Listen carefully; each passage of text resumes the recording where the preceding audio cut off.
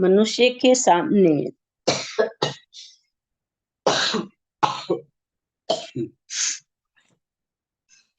बहुत बड़ा चैलेंज है कि स्वयं को व्यवस्थित कैसे करे। संसार की हर वस्तु के पीछे एक व्यवस्था काम कर रही है। ऋतुओं का निर्माण हो, परिवर्तन हो, प्रकृति की व्यवस्था काम करती है। सरोवर, नदियां, झरने, ग्रह, चांद, सितारे, सबके भीतर। और सच तो ये कि इंसान भी उसी व्यवस्था का हिस्सा है। जन्म मरण, सुख दुख, मिलन विरह, यश अपयश, इन सबको देखकर लगता है हर चीज के साथ एक व्यवस्थापक लगा है। और उसकी व्यवस्थाएं इतनी सुव्यवस्थित हैं कि पल भर, श्वास भर, रत्ती भर का भी उसमें कोई फर्क नहीं आता। हमें प्रकृति और परमात्मा की इस व्यवस्था को समझकर अपने लिए जीवन की अंतर्दृष्टि उपलब्ध करनी चाहिए कि जैसे प्रकृति सब चीजों की व्यवस्था रखती है, वैसे ही हम सब लोगों को भी खुद को व्यवस्थित करना चाहिए।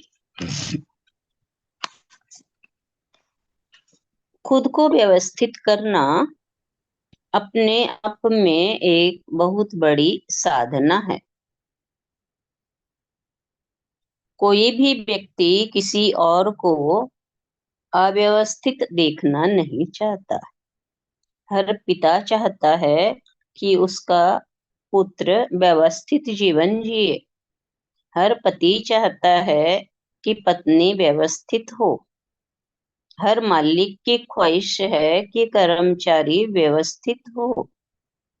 पर जब यही बात स्वयं के ऊपर लागू होती है तो खुद के सामने ही प्रश्न चिन्ह लग जाता है। क्या हमने खुद को व्यवस्थित किया? नौकर के द्वारा थोड़ी सी भी अव्यवस्था हमें झल्लाहट दे देती है, और हमारी अपनी अव्यवस्था क्वेश्चन मार्क।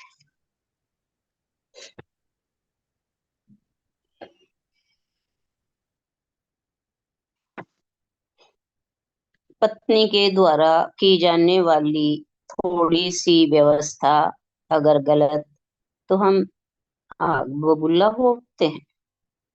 और हमारे द्वारा खुद तो कुछ भी करो, सारे गुनाह माफ, पर दूसरा कुछ भी करे तो गुस्सा आता है।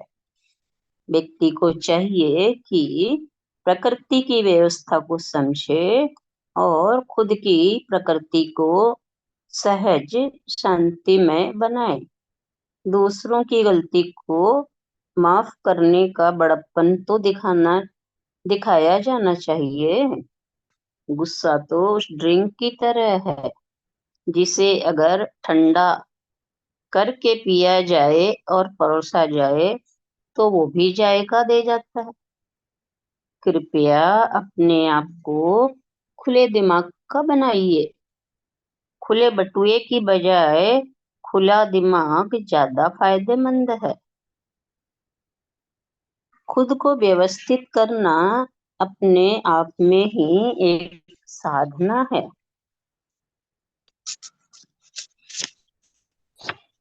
धर्म की दहलीज पर चलने से पहले खुद को, लोग एमबीए होने को ललायित हैं।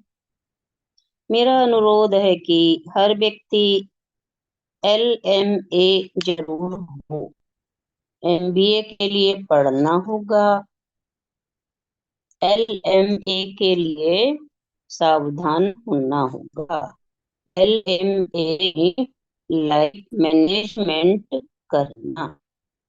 आसान है, पर उसके लिए अपने जीवन दारों के साथ प्रेम पूर्ण प्रबंधन बैठाना किसी तपस्या से कम नहीं। अनजान अपरिचित लोगों के साथ हंस खेल कर बोलने वाला इंसान अपने भाई भाभी भतीजों के साथ हंस खेल कर क्यों नहीं पेश आता। अपने आप को व्यवस्थित करने का मतलब कि अपने जूते चप्पल तक सलीके से पहने और रखे, साफ सुथरे वस्त्र पहने, अपने घर का सारा सामान ढंग से रखे, अपनी वाणी अपनी कार्यशैली के साथ अपने पारिवारिक संबंधों को भी बहुत व्यवस्थित रखें। एक कहानी है कि गुरु के पास एक व्यक्ति आत्मज्ञान की शिक्षा पाने के लिए आया और तेजी से आश्रम में आया। एक ओर उसने अपने जूते डाले, दूसरी ओर धड़ाम से दरवाजा खोलते हुए गुरु के पास पहुंचा। उसने गुरु को प्रणाम किया, कहा, मैं आत्मज्ञान का रास्ता जानना चाहता हूँ। गुरु ने उस युवक पर नजर केंद्रित की और कहा, क्या तुम्हें पता है कि मेरी कुटिया के बाहर बारिश हो रही है या नहीं? कहा, जी हाँ, मुझे पता है। गुरु ने कहा, तुम्हारे सूखे वस्त्रों को देखकर लगता है कि तुम छतरी साथ लेकर आए हो। बोले, हाँ, मैं छतरी का उपयोग करते हुए ही आप तक पहुंचा हूँ। गुरु ने कहा, क्या आत्मज्ञान का रहस्य जानने से पहले तुम मुझे ये बतलाओगे कि तुमने छतरी दरवाजे के दाईं ओर रखी या बाईं ओर? वो युवक चौंका, याद करने लगा कि मैंने छतरी दाईं ओर रखी या बाईं ओर। गुरु ने कहा, तुम मुझसे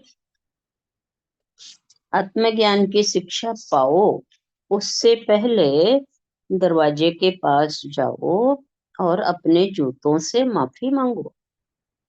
युवक ने कहा, आत्मज्ञान की शिक्षा पाने के साथ जूतों का कहाँ संबंध बैठता है? आप मुझे ये कहें कि मैं आपके सामने झुककर प्रणाम करूं, अपराधों की क्षमा मांगूं, तो ये तो मुझे समझ आता है, पर आप कह रहे हैं जूतों से माफी मांगो। गुरु ने कहा, जिस दरवाजे से तुम अंदर आए हो, उसी दरवाजे से मैं भी अंदर आया हूँ।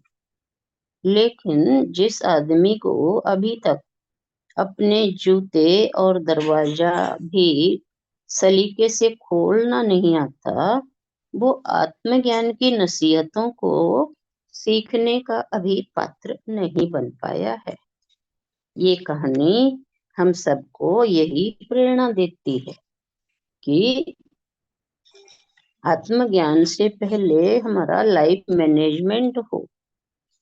ये बताती है कि जो व्यक्ति अपनी साजो सामान की व्यवस्थित नहीं करेगा, वो व्यक्ति अंधेरे में अगर सुई भी ढूंढना चाहेगा तो उसे बिल्कुल अव्यवस्थित जगह पर अंधेरे में भी सुई मिल जाएगी। फिर से पढ़ती हूँ। जो व्यक्ति अपने साजो सामान की बहुत व्यवस्था रखेगा, वही व्यक्ति अंधेरे में सुई ढूंढना चाहेगा तो उसे बिल्कुल व्यवस्थित जगह पर मिल जाएगी। लापरवाही के साथ अगर मटका भी कहीं रख दिया तो अंधेरे में उसे भी ढूंढने जाओगे तो नहीं मिलेगा। अंधेरे की क्या बात, कई दफा तो हम दिन में भी अपने रखे सामानों को ढूंढते हैं, कहते हैं रखा तो यही था, याद नहीं रहा। यदि ढंग से सामान नहीं रखते तो तुम ऊंट खो जाने पर ये सोचकर घड़े में भी ढूंढना चाहते हो कि शायद इसमें मिल जाए। जिस आदमी के भीतर बाहर की अभी तक ये सजगता न सध पाई कि जिस सामान को जहां से लिया वापस वहीं रख दिया गया, वह अपनी वाणी विचार में भावों के प्रति सजग नहीं हो पाएगा। इतना ही लेते हैं आज, और देखती हूँ कितना है।